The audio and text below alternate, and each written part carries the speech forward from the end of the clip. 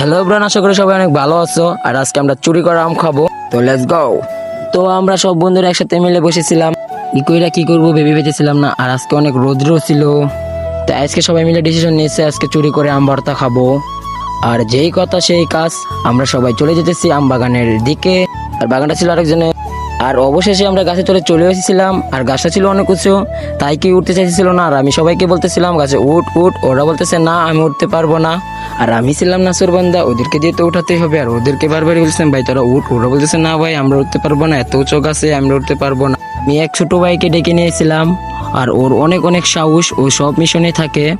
আর ও বলতেছিল ভাই আমার পাশে ধরে ঠেলা দাও, আর আমি ওরে ঠেলা দিয়ে উঠিয়ে দিয়েছিলাম গাছে। আর গাইস ওর অনেক অনেক সাহস, ও আমাদের সব আম চুরির মিশনেই থাকে।